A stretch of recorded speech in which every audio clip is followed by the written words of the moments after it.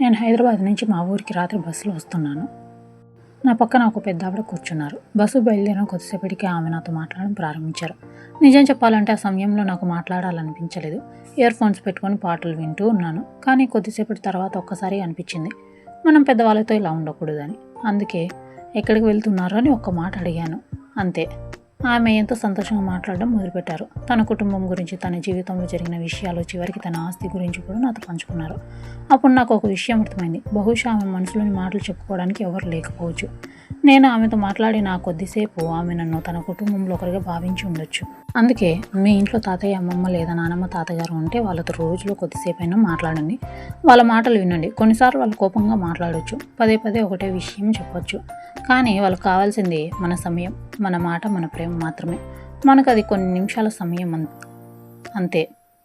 కానీ వాళ్ళకు మాత్రం అది జీవితాంతం గుర్తుండిపోయే ఆనందం అవుతుంది.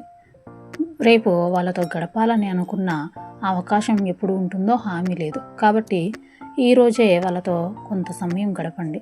ఆ సమయం వాళ్ళకు ఆనందాన్ని ఇస్తుంది, మనకు జీవితాంతం మధురమైన జ్ఞాపకాలను మిగులుస్తుంది.